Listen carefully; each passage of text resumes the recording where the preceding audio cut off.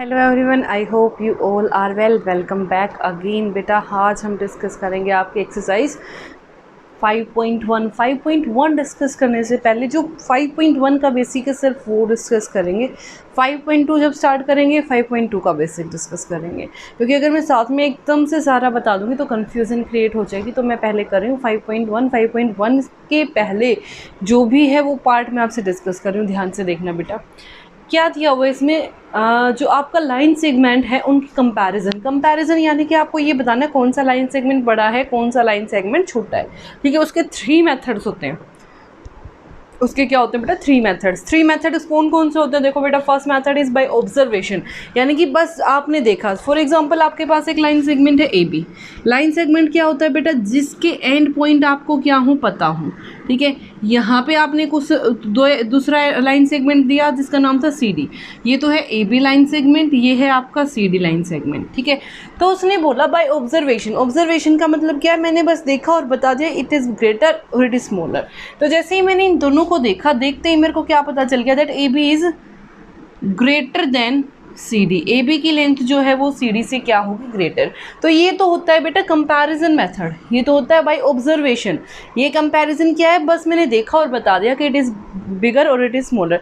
जैसे कि आपको देखते ही किसी चीज़ को ये पता चलता है yes it is taller, it is इसकी लेंथ ज़्यादा है, इसकी लेंथ कम है। ठीक है, तो ये होता है बेटा ऑब्जर्वेशन से। Next is by tracing. Tracing वाले मेथड में क्या होता है बेटा? Suppose this is your line segment A B and this is your another line segment C D. ठीक है, जिसमें आप देख के नहीं पता कर सकते। यहाँ पे आपको देख के पता नहीं चल रहा होगा which is bigger which is smaller. तो उसके लिए मैंने क्या कंपैरिजन यूज़ किया? Using tracing. ट्रेसिंग का मतलब क्या होता है बेटा? आपने ट्रेसिंग पेपर लिया, ट्रेसिंग पेपर लेके सबसे पहले इसके ऊपर रखा, इतना ही लाइन सेगमेंट ड्रॉ किया, फिर वो ट्रेसिंग पेपर वहाँ से हटाया, फिर इसके ऊपर रखा, ये देखा कि ये कितना बड़ा है इससे। ठीक है, तो वो आपका बहुत लंबा प्रोसीजर हो जाता है। ठीक है, तो ये होता है बाय ट्रेसिंग। ट्रेसिंग पेपर का यूज़ करते हो। ट्रेसिंग पेपर आपको पता होगा बहुत थिन सा एक आपके पास पेपर होता है जिसको बोलते हैं आप ट्रेसिंग पेपर। ठीक है, उसका हेल्प करके जब आप उसकी हेल्प करके क्या करते हो? देखते हो कि कौन सी बड़ी है कौन सी छोटी है, तो उसको क्या बोलते हैं बेटा? Comparison by tracing. ठीक है, नेक्स्ट आ जाता है यूजिंग कंपैरिजन यूजिंग रूलर और डिवाइडर। ठीक है, तो आपके पास देखो ये क्या है? Suppose this is your line segment A and this is your line segment B and this is your another line segment CD. ठीक है, आपको बताना है इसमें से बड़ा कौन सा है छोटा कौन सा है, लेकिन कौन सा मेथड अप्लाई कर रही हूँ? रूलर और डिवाइडर। बेटा ऑब्जर्वेशन से भी कई बार चीज़ें गलत हो जाती हैं। वहाँ पे आपको दिखता नहीं है कि इट इज़, अगर मैं बात करूँ तो वहाँ पे मैं एकदम से आपको बता नहीं सकती कि कुछ चीज़ें ऐसी होती हैं कि आप नहीं देख के बता सकते कि ये इक्वल हैं, लेकिन उनमें कुछ डिफरेंस होता है, हल्का फुल्का डिफरेंस होता है।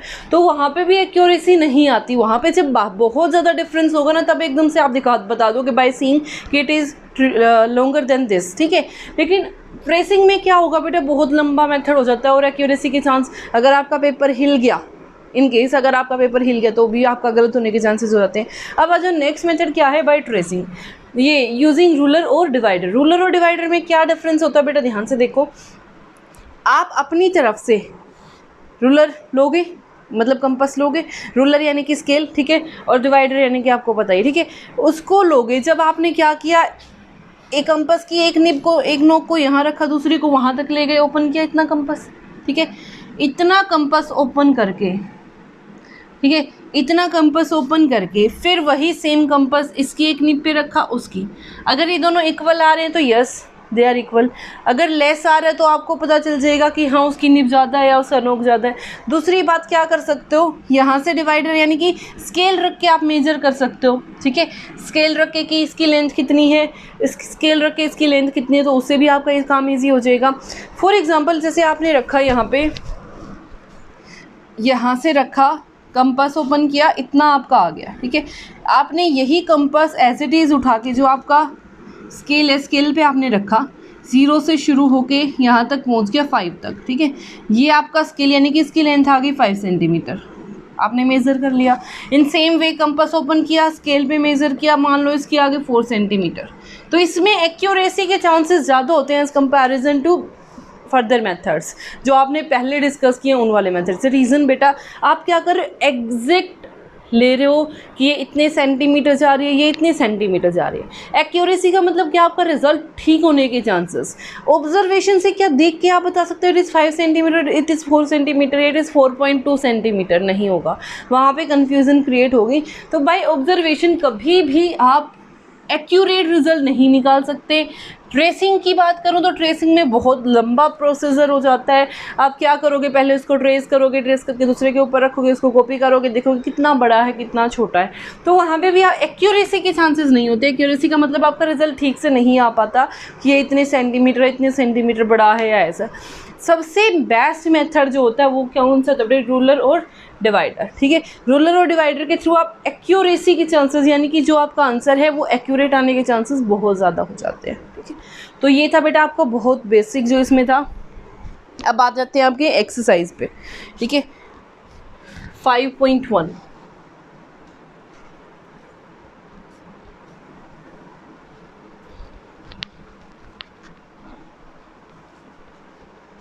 5.1 क्या कह रही है, फर्स्ट क्वेश्चन आपका कह रहा है what is the disadvantage in comparing the line segment by mere observation. Question number first, disadvantage पूछ रहा बेटा। अभी मैं बता चुकी, डिसएडवांटेज किसके, ऑब्जर्वेशन के। अगर मैं ऑब्जर्वेशन की बात करूं तो बेटा क्या आप ऑब्जर्वेशन में करेक्ट या एक्यूरेट आंसर निकाल सकते हो, नहीं निकाल सकते। तो इसके लिए अब क्या लिखोगे, reason, chances of error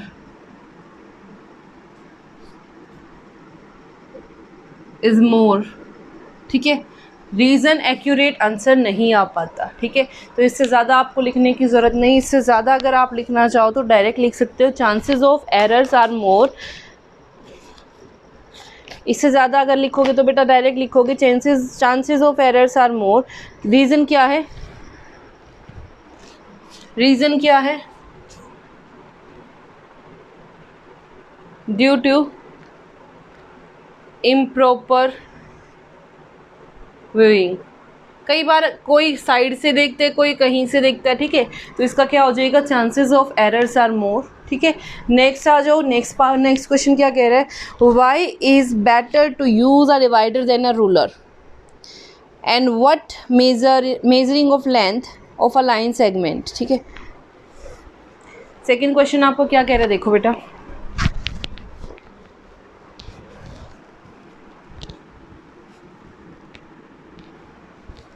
second question में मैंने आपको बताया आपको डिवाइडर और रूलर का यूज़ क्यों करना चाहिए। ठीक है, why is a better use a divider than a ruler.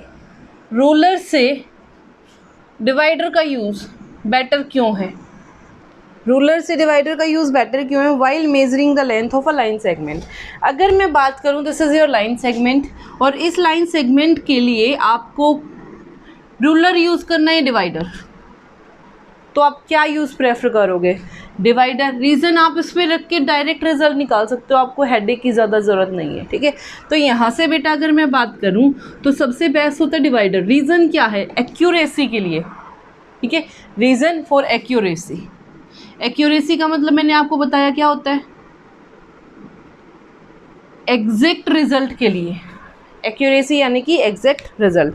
Next आ जाओ, क्वेश्चन नंबर 3 क्या कह रहा है, ड्रॉ एनी लाइन सेगमेंट से ए बी। क्वेश्चन नंबर 3 आपको क्या कह रहा है, draw any line segment A B. आपको एक लाइन सेगमेंट ड्रॉ करना है विच इज़ ए बी। ठीक है, take any point C lying in between them. ठीक है, suppose this is your line segment A B, this is A, this is B, और इनके बीच में कोई पॉइंट है सी।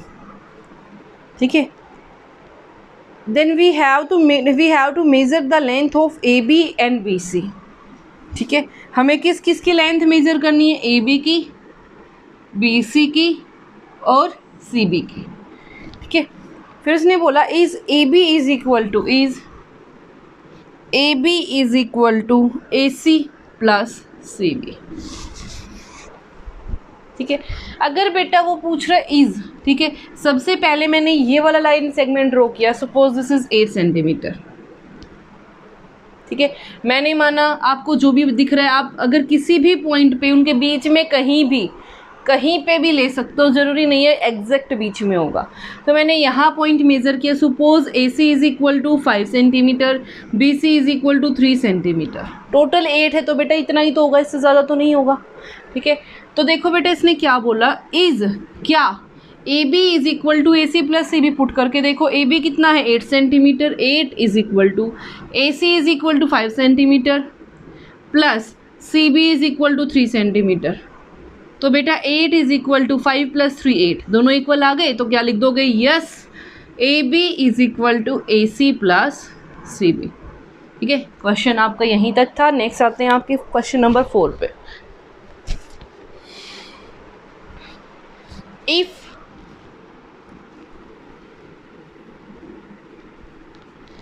if A, B, C are 3 points on a line, ठीक है, question number 4 आपका क्या कह रहा है, if A, B, C are 3 points on a line, this is A, this is B and suppose this is C। उसने बोला that AB is equal to 5 centimetre, B आपका बीच में है बेटा, AB C, this is 5 centimetre, BC is equal to 3 centimetre and complete AC is given to be 8 centimetre. ठीक है, then which one of them lies between the other two, इनमें से कौन सा पॉइंट, अब मेरे को कैसे पता चला बी यहाँ पे, रीज़न उसने बोला बेटा ए बी 5 सेंटीमीटर और बी से सी तक 3 सेंटीमीटर और टोटल 8 सेंटीमीटर। 8 कैसे बनेगा बेटा, A B plus B C बनेगा तो बी बीच में रहेगा। ठीक है, तो यहाँ से आंसर क्या आ गया बेटा, B is in between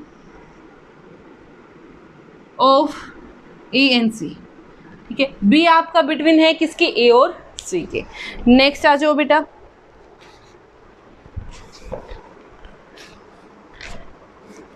next question आपका क्या कह रहा है, question number 5। Question number 5, verify whether D is the mid point of A G. आपको फिगर दी हुई है, फिगर के अकॉर्डिंग आपने चलना है। देखो बेटा ये फिगर आपको दी हुई है, दिस इज 0, ये A B C D E F G 1 2 3 4 5 6 7। ठीक है, तो उसने बोला verify that D is the mid point. Mid point का मतलब होता है बिल्कुल एग्जैक्ट बीच में, एग्जैक्ट बीच में किसका, ए जी का, किसका, ए जी का, कौन सा पॉइंट, जी। ठीक है, इसको वेरीफाई करना है, ये बिल्कुल बीच में है। देखो बेटा यहाँ से यहाँ गए 1, यहाँ से यहाँ गए 2, यहाँ से यहाँ गए 3। ठीक है, यहाँ से यहाँ गए 1, यहाँ से यहाँ गए 2, यहाँ से यहाँ गए 3। ठीक है, हो गया बीच में, ये तो था हमारा बस देख के। अब देखो बेटा अगर मैं बात करूँ ये प्लस ये, ठीक है, अगर मैं बात करूं यहाँ पे टोटल कितने पॉइंट्स हैं इस वाली साइड में। ठीक है, ये वाला पॉइंट एग्जैक्ट 4 पॉइंट्स यानी कि 3 पॉइंट्स बाद है, यहाँ से भी ये वाला एग्जैक्ट 3 पॉइंट्स बाद है। तो अगर मैं बात करूं तो क्या हो गया बेटा, A D plus D G is equal to A G. ठीक है, अब बाय सीइंग आपको कैसे पता चला, 3 पॉइंट्स यहाँ हैं आपके, 3 पॉइंट्स यहाँ हैं, सेम डिस्टेंस यहाँ पे है, सेम डिस्टेंस यहाँ पे है। ठीक है, तो यहाँ पे भी आपके कितनी है, यहाँ पे भी आपकी टोटल 4 है, यहाँ पे आपकी 3 है। तो ये देखो बेटा ध्यान से 3 4, यहाँ से जब मैं चली तो यहाँ चली 1, ये आपका 2, यहाँ से आपका 3। ठीक है, ये 1, ये 2, ये 3। इस पॉइंट से डी पॉइंट से ए की डिस्टेंस भी सेम है, डी पॉइंट से जी की डिस्टेंस भी सेम है। ठीक है, तो क्या लिखोगे, distance of point D is same from D to A and D to G। D से A की और D से जो G की डिस्टेंस है वो क्या है, same. So D is mid point of A G. तो D क्या हो गया बेटा आपका, मिड पॉइंट किसका, ए जी लाइन सेगमेंट का। नेक्स्ट देखो बेटा question number 6, if B is the mid point. Question number 6 आपका क्या कह रहे हैं, देखो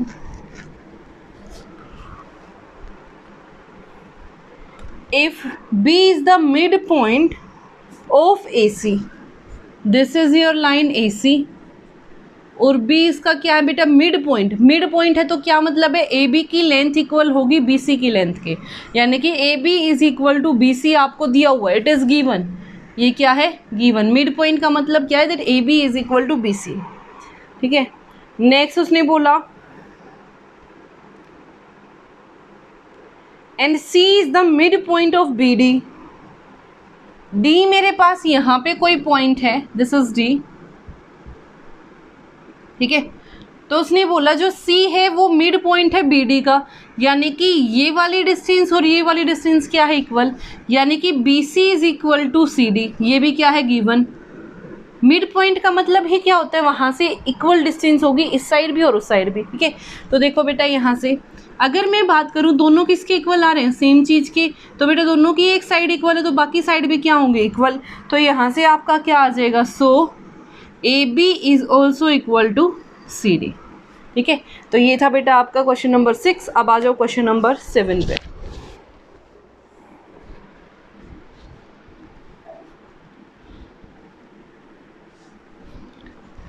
क्वेश्चन नंबर 7 आपका क्या कह रहा है, draw 5 triangles and measure their side. मैंने 5 ट्राइंगल्स ड्रॉ की, देखो बेटा, सपोज दिस इज 4 5 या 3। ठीक है, नेक्स्ट 2 3 4 5 6 7, आप कितनी भी ले लो, मैं सिर्फ आपको 3 का एग्जांपल लेके बता रही हूँ। देखो बेटा, उसने बोला कि ये चेक करो कि if the sum of the length of any 2 sides is always less than the third side. जो सम होगा 2 साइड्स का, कोई भी 2 साइड ले लो बेटा, सपोज मैंने ये ली, this is A, this is B and this is C. मैंने लिया A B plus B C, A B plus B C, यानी कि 4 + 3। ठीक है, 4 + 3 7 is greater then third side, जो तीसरी साइड उससे बड़ा। किन्हीं 2 साइड का सम उसकी तीसरी साइड से बड़ा होगा। ये आपकी 2 साइड का सम हो गई, ये तीसरी साइड इससे हमेशा क्या होगा, बड़ा। ठीक है, बड़ा हो गया। अब अगली लेके देख लो, इसमें A C plus B C, A C plus B C. ठीक है, is A C plus B C, यानी कि बेटा 5 + 3, बची कौन सी साइड, ये वाली, is greater than A B. ठीक है, तो 5 + 3 यानी कि 8, 8 इज ग्रेटर देन 4। ऐसे इनमें अगर मैं लूँ, ये ए है, ये बी है, ये सी है, तो बेटा 2 + 4 is greater then 3, 2 + 4 6 is greater then 3। अगर इन दोनों साइड को लूँ, 4 + 3 7, 7 इज ग्रेटर देन 2। हमेशा बेटा जितनी भी आप कोई भी साइड ले लो, इट इज़ ट्रू कि अगर मैं 2 साइड का प्लस लूँगी तो वो हमेशा तीसरी साइड से क्या होगा, छोटा। तो yes yes, it is observed that, it is observed that sum of 2 sides of a triangle